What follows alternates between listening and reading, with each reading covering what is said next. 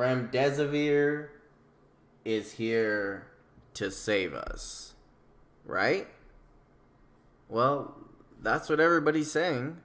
It's the treatment we've all been waiting for, the drug we've all been waiting for to help treat COVID-19, SARS-CoV-2, which is the name of the virus. And that's what we're supposed to believe. Because, well, that's what the media has told us to believe. And, well, the media has all the science to back them up, right? Well, lately, I've noticed some disturbing things from the media, especially with their handling on their reporting of remdesivir and hydroxychloroquine. And I've noticed some things that are just blatantly hypocritical. And when you see such blatant hypocrisy, especially from the media, there has to be some kind of underlying motive. And when I first noticed it, I originally thought that this hypocrisy was just their typical anti-Trump tendencies showing as per usual. But the more I looked into it, it just didn't seem quite right. It seemed a little bit off. There seems to be something more going on here. But let's look into that hypocrisy I'm talking about. And I don't have time to go through every single thing that I've seen that highlights how hypocritical the media is being. So I'm just going to show you some quick examples here. Let's look at this video. So this is one of these, garbage reporters from NBC. I don't remember this guy's name, whoever he is. And this is NBC's response to Trump talking about hydroxychloroquine, right? Trump says, "Oh, hydroxychloroquine, it's promising. We should look into it." So this is NBC's response. Is it possible that your impulse to put a positive spin on things may be giving Americans a false sense of hope? No, I don't think so. Representing the preparedness right now. No, I don't think so. I think that it's got the not yet approved drug. Such a lovely question. Look. Right. So this is they're talking about. Oh well, you don't want to put a positive spin on this. You don't want to give people false hope. Okay. And what day was this? Oh, jeez, let me pull that back up really quick. That was May. No, this is May 4th, 2020. That's it was recorded, but this was back in March 30th, I believe, somewhere around there, approximately around that time, late March. Right, they're grilling Trump. Oh, you don't want to put, you don't want to give people false hope. But, okay, well, let's look at how NBC handles their reporting of Remdesivir. So here we have this article. This article, March 19th, 2020, talking about Remdesivir, right? It says he's pushing for it to eliminate barriers. Yeah. Right, it's been around for so long. Things didn't go as planned. All right, so that's them complaining about him talking about hydroxychloroquine, right? So, oh, well, don't use hydroxychloroquine. But then they go into this. No, this is the wrong article. This is it. Experimental drug holds promise for treating the coronavirus, right? At least 2 hospitalized patients who get the drug remdesivir feel better the next day. Clinical trials results expected in April. And this was March 19th. Way back in March 19th. And 2 people got remdesivir and felt better the next day. And now all of a sudden, the media is getting on their trumpet, announcing to the world how great remdesivir is.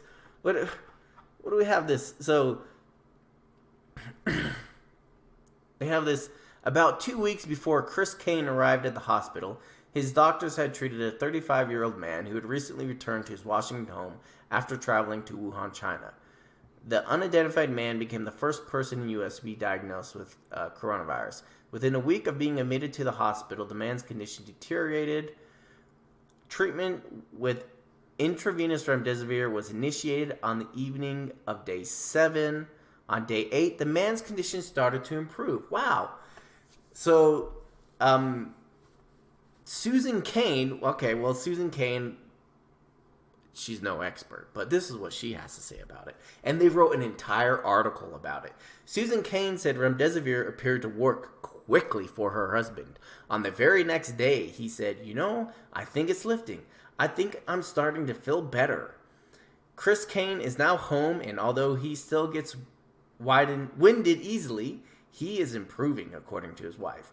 We are 100,000% convinced that Remdesivir turned things around for him, Susan Cain said. Well, my goodness.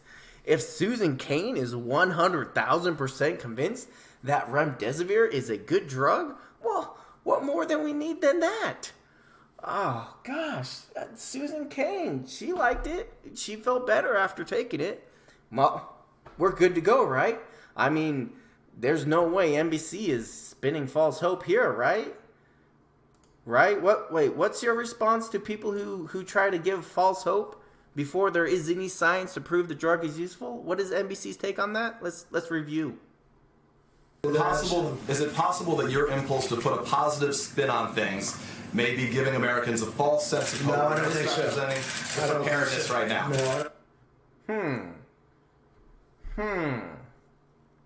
Do you see the hypocrisy here? And this is just scratching the surface. And I'm not going to go into every single article and every single statement NBC makes where they contradict themselves and the way they handle hydroxychloroquine compared to the way they handled Remdesivir back in, March 19th. Oh, Susan Cain felt better. Oh my, let's write a whole article about it. But then they complained to Trump about Trump giving them false hope, giving people false hope. How dare he? How dare he talk about hydroxychloroquine like that? There's no science to back it up.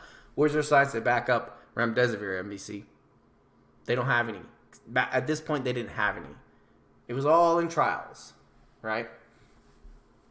And of course, then you have CNN writing these articles. So CNN, right? It's talking about hydroxychloroquine here, right?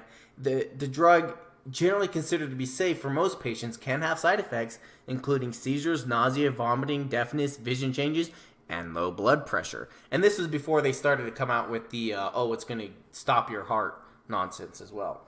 The thing is about side effects, and let me be clear about this. Every single drug has side effects. Guess what? Remdesivir has side effects. And if they're trying to tell you that Remdesivir does not have side effects, they're lying. I guarantee you it has side effects. I mean, we talk about seizures, nausea, vomiting, deafness, vision changes, low blood pressure. Guess what else has side effects like that? Aspirin. I don't see NBC writing articles about how dangerous aspirin is. And you really got to look at percentages. They don't tell you that. How many people who take hydroxychloroquine actually suffer these side effects? They'll never tell you that. Right? And aspirin is over the counter. Tylenol is over the counter. Motrin is over the counter. These drugs all have side effects. And yes, if you have certain conditions, they can kill you. But does NBC write articles about it? No. Because it's such a small number of people who are affected this way that it's marginal. Same thing with hydroxychloroquine. But they have to talk about these side effects because they're trying. It's their scare tactics. It's this panic campaign they're creating all around hydroxychloroquine. One thing NBC and CNN and all the media outlets will never mention are the side effects Remdesivir has. Not one article. I've searched all the articles I can on Remdesivir and hydroxychloroquine. I have not seen one single article from these legacy media sites talking about the side effects of Remdesivir. Only hydroxychloroquine. Hydroxychloroquine bad, Remdesivir good. And this was all the way back in March. And and I just didn't quite understand why they were so obsessed with Remdesivir. And I thought it was just their typical anti-Trump stuff. But they started to focus so much on the drugs, I began to wonder, it's not necessarily about Trump. And then I was watching a video and somebody mentioned how Remdesivir cost 9 times more than hydroxychloroquine. And that's when it clicked. there's something else going on here.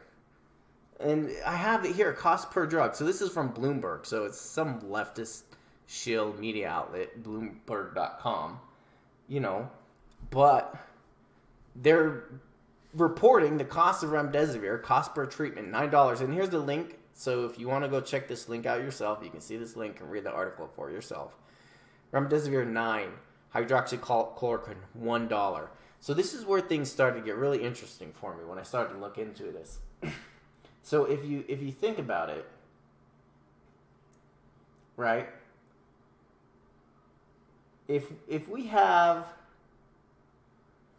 let's put that into perspective here. If one treatment of hydroxychloroquine costs $1 and one treatment of Remdesivir costs $9, then 100 million treatments of hydroxychloroquine would bring in $100 million. 100 million treatments of Remdesivir would bring in $1 billion. Not quite, but nearly $1 billion. That's a huge difference there. And when you have that much money up for grabs, I guarantee you there's going to be some very shady characters trying to get their grubby hands on as much of that cash as possible. Right? Money is a very powerful motivator. And we're talking in the hundreds of millions to billions of dollars. You're going to have some very corrupt people moving to secure their interests in that money. So I began to look into, who's making this money off this Remdesivir. And there's this company, Gilead Science, right? And the media talks about it, right? They're the ones who are going to be producing all of this Remdesivir. So I began to look into Gilead Science. And so we can go to their website here, right? And this is their front page. And, as you can see, they are very left. They have on their very front page, a gay pride parade. And they have their employees wearing, the flags, the rainbow flag. And if we go to their, what is this? Where'd it go? Gilead Compass Initiative, right? And so then here they have a couple of feature videos right on their main website here. And, we can go into this video. And this video gave me some real insight into, what kind of company they are and why the left-leaning legacy media is going to try and funnel money to them, right? Basically exploit this crisis in order to funnel money towards them. So let's just listen to this. One of the things that complicates addressing issues, including HIV in the South, are some of the Southern cultural nuances or norms that exist. So, for example, we call the South the Bible Belt. And so we know that conversations that include discussions about sexuality or sexual identity or different identities are difficult many times for people to engage in, especially when the Bible may have a conflicting message for some. In my culture, it's not okay to be gay, and then for you to be gay and be HIV positive is something else. So it's a very, transgender oriented, has the gay agenda. It's anti-Bible. I mean, they're blaming the spread of HIV on the Bible, right? All of it. I mean, if you watch this whole video, the thing is just rife with just leftist ideology, right? Just like the corporate media is, right? The legacy media. Way left, right? So you can see there's some common ground there in the direction that the legacy media and Gilead Science want to move this nation in, right? Oh, no, that Bible is bad. Bible, it spreads HIV, right? So this makes me very suspicious of this whole situation. But I know what people are going to say. They're going to say, well, okay, so what? If Remdesivir works and hydroxychloroquine doesn't work, so what? And so that is actually interesting, because why do people say hydroxychloroquine doesn't work? And the number one reason people say that is because of one VA study. And I've seen it on Facebook too, people posting it. Oh, they're experimenting on veterans and killing veterans with this drug.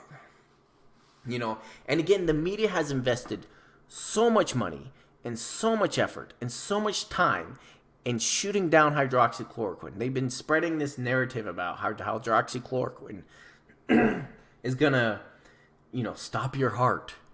You know, there's no proof of that, right? I mean, again, there are side effects to hydroxychloroquine, just like there are side effects to remdesivir. But we don't talk about the side effects remdesivir has. We only talk about the side effects hydroxychloroquine has, right? And so that's why there's so much negative. That's why so many people now have a negative perception of hydroxychloroquine because of the fear mongering from the media. But there's this guy, Peak Prosperity. It's actually a really great channel. And I'll provide the links to these videos in the description below. And after this video, I really suggest you go watch his videos. All right, watch them all the way through. I have a couple. And there's also another YouTuber. His channel is called MedCram. Look up his videos. He talks a lot about hydroxychloroquine. And this man is a doctor working on the front lines treating patients who have COVID-19. The doctor who runs the MedCram channel.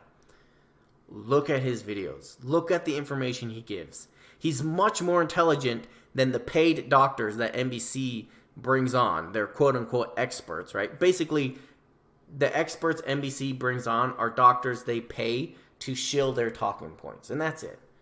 You know, check out some of these other people. These are well-educated, highly intelligent individuals who have actually done the research, who have actually looked at the data, and are seeing inconsistencies in what the media is reporting and what the data is actually showing. So this is this man from Peak Prosperity talking about hydroxychloroquine. People, this is why it has to be controlled, because what's happening here, what they're saying, let me interpret this for you.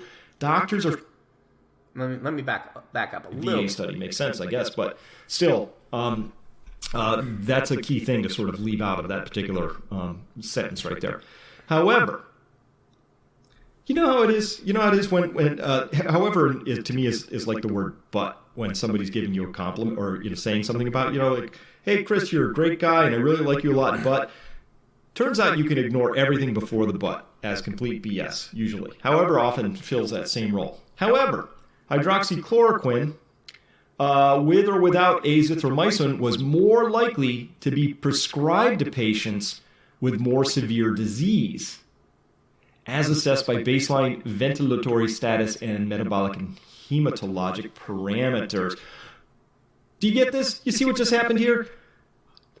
Hydroxychloroquine, with or without azithromycin, was more likely to be prescribed to patients with more severe disease. Okay. All right. So, all right. This is why it has to be randomized, people. This is why it has to be... So basically what he's saying here is the study wasn't even done properly. You cannot draw any conclusions from the VA study, even though the media blasted that study all over the news. And the media knew there were problems with the study. They knew that, but they're liars, right? They have an agenda. And that's why they took this study that was not done properly, that gave an inaccurate conclusion, and they blasted it across all of their channels, right? To create this negative perception of hydroxychloroquine. And they knew they were deceiving people, but they did not care, right? Because when you look at the data and you look at the study, you see it wasn't done it was done improperly. Now, there are studies that were done properly about hydroxychloroquine, and that gets real interesting. There was a study by... Hold on, I had this. There was a study... Hold on a second. All right, I have some files here. But there was a study by New York, right, into hydroxychloroquine. So New York researcher says preliminary results of hydroxychloroquine study are ready. And this was a huge study. This study was as big as the Remdesevir study, right? But state hasn't released them. In what's described as the largest study of its kind, New York researchers have submitted to State Health Department preliminary results of their work looking at hydroxychloroquine. Right? But nobody knows where these results are. I think we're going to have results. When results were not announced on Monday, CNN asked why not. Cuomo, this is the governor, answered that not the reporter, and that's another thing. You'll find a lot of legacy media individuals are very closely related to Democratic politicians. It's just, you can look into that on your own time, but yeah, that's another strong connection between the legacy media and the left. But Cuomo answered that the hospitals are to send their results to the U.S. Food and U.S. FDA and the U.S. Centers for Disease Control and Prevention. The CDC has not received results. CNN did not receive an immediate answer from a spokesman for the FDA. So where did this study go? Just poof? Just gone? That's only the beginning of some things that I found very interesting. Right? And they're like, okay, so maybe hydroxychloroquine doesn't work, but we know, or maybe hydroxychloroquine does work, but we know for sure that remdesivir works. Why? Because there was a huge study, just as big as this one, right? Thousands of people, are like a little over 1,000 people were in this remdesivir study. And that study showed that people who are on remdesivir recover faster than people who are not on remdesivir. Right? Right? Again, Peak Prosperity again, he looks into this as well. Completely appropriate is if somehow in your randomization process, sometimes you flip a coin 10 times and it comes up heads all 10 times. It's possible. So it's always... Let me back up a bit. So the thing is, China did a study as well. And, oh, come on, what is this? In all patients, and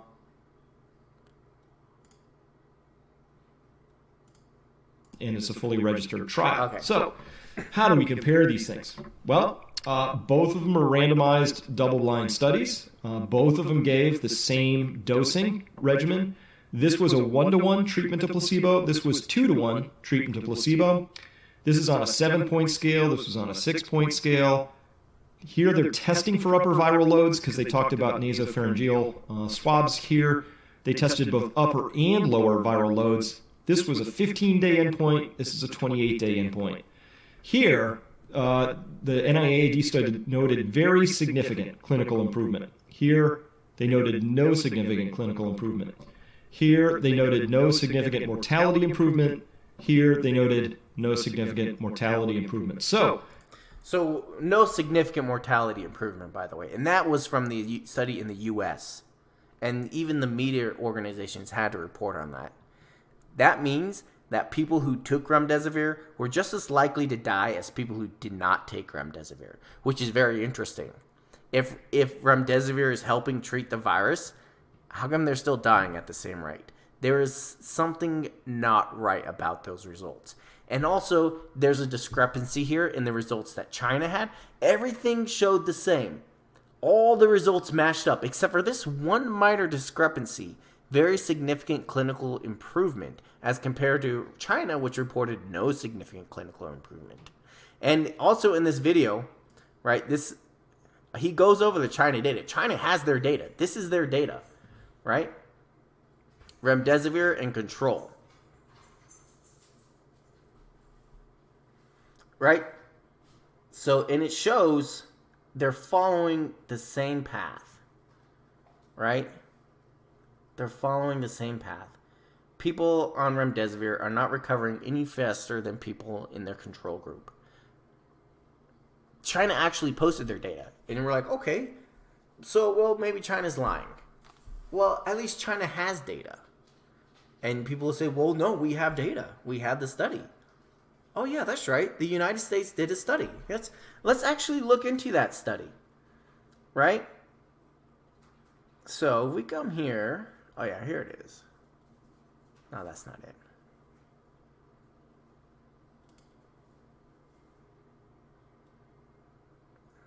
Hold on, I have it.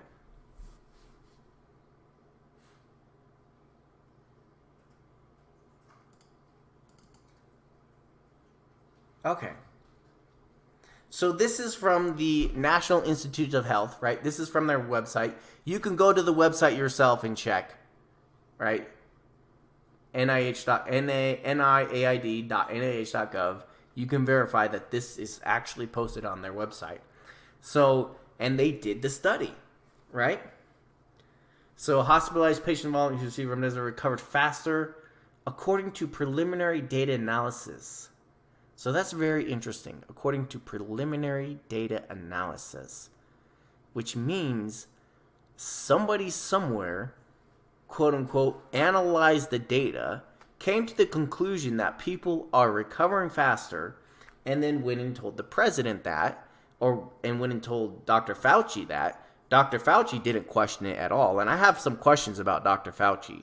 I'm very suspicious about that man. And I honestly believe he needs to be fired, right? And we should probably see if he has any connections to Gilead Science.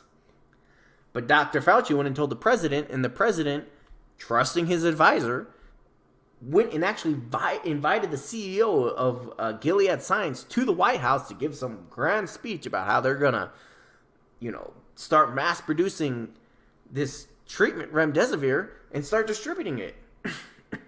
And everybody's like excited now, right? But all based on this preliminary data analysis, right? So, but this study, known as the Adaptive COVID-19 Treatment Trial, is where they got this conclusion from. So let's go look up that trial.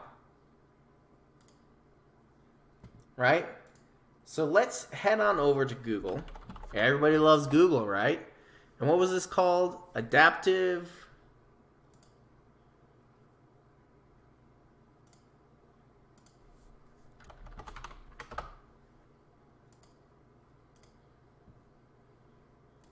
So what was this called? Adaptive.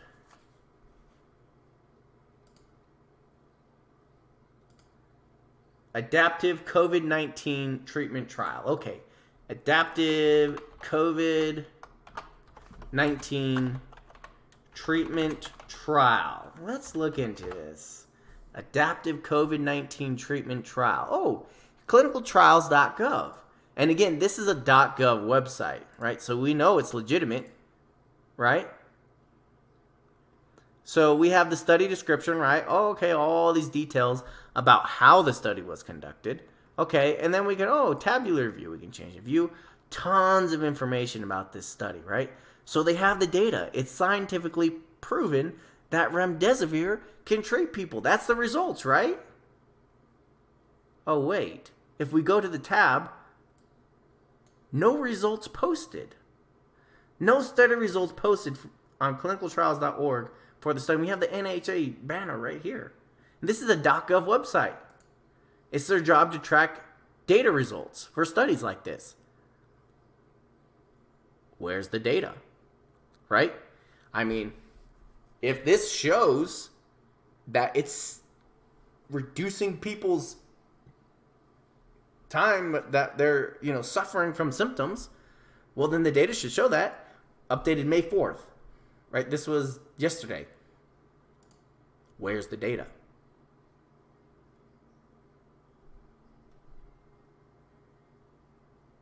No? Anyone? Data?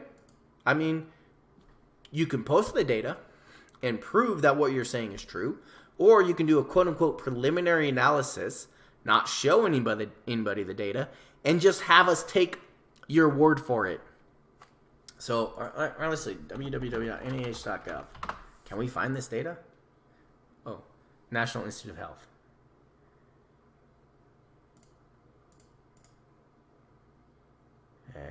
Okay, rapid research. I don't see this data. Where's the data? Right? When somebody gives you a conclusion, but refuses to show you the data that backs up that conclusion, that should be highly suspect. Right? And I've looked for this data. I can't find it. I looked for the data from the trial in New York. I can't find it. If you find the data, post it in the link below, in the description below, and I'll be happy to look at it. I can't find this data. They're not posting any data for hydroxychloroquine, and they're not posting any data for remdesivir, but they're expecting us to accept their conclusion without question.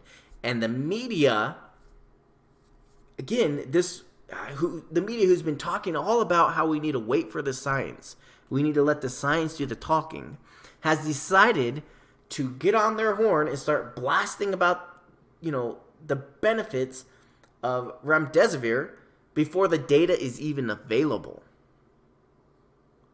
What happened to waiting for the science? I'm waiting for the science. Show me the science. Show me the data. Don't just give me a conclusion without showing me the data. You just expect me to believe you?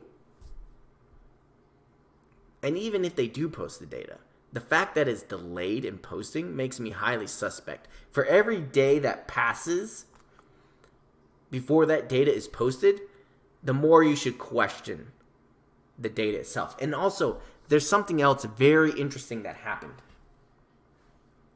Something very interesting.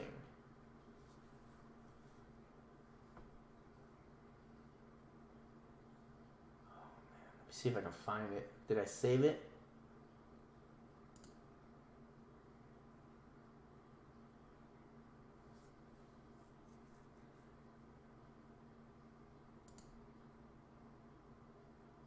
I don't know if I saved the article. But what happened is, and I read this in an article from NBC, I believe, and I'll find it and I'll post the link in the description below, the article. But the results, so there's a preliminary study that actually had data. It wasn't the full 1,000, it was a few hundred people. And they treated them with remdesivir. And the results showed that people who were being treated with remdesivir did not recover any faster than people who were not treated with remdesivir. And those results are actually posted on the World Health Organization website. And then the media got involved, and the very next day those results were pulled. And I'll post the article in the description below. I'll find it. I had the article before. I must not have saved it. But the very next day, the media had those results pulled from the World Health Organization website. And they basically got disappeared. Right? You're not going to see those results ever again. Right? Because they said, oh, well, no, the study wasn't complete. You can't post those results. That was their argument. But mysteriously, the results that were posted on the World Health Organization website matched the results that China found. And, why doesn't President Trump get on the call with President Xi Jinping, however you say his name, and call him up and ask him if he's using remdesivir to treat his people in China, if they ever used it? I highly doubt they did, because the study in China showed that remdesivir does not work. Remdesivir is a placebo. That's it. It does not work, and the results show that. Except for the quote-unquote preliminary data that was analyzed by somebody. The preliminary data that we're not allowed to see, that was quote-unquote analyzed. See, China posted their data. China has data. I can look at the China data. That's why I'm more willing to believe what China says, because they actually have data to back up what they're saying. Not us. Not here in the U.S. We're just expected to believe the preliminary analysis, and we're already ramping up production of remdesivir and starting to distribute it to people based on quote-unquote preliminary analysis. Dr. Fauci heard the word preliminary analysis, and he went to Trump and he said, good to go. He gave the green light for remdesivir. Trump, putting trust in his advisors, gave the green light for remdesivir. Based on what? Nothing.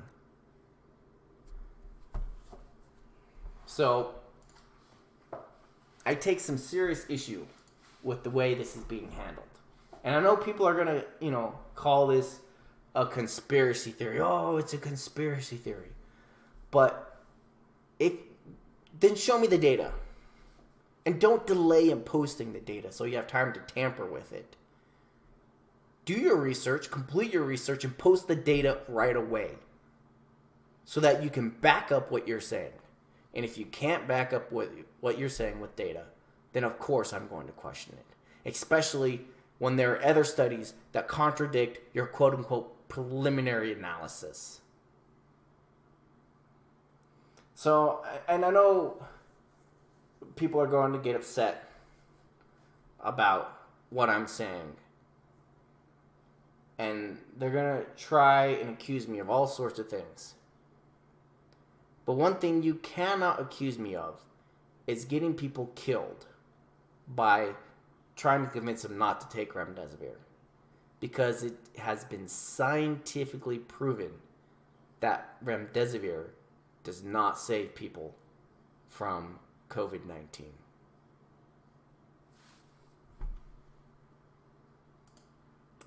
That's about all I have to say.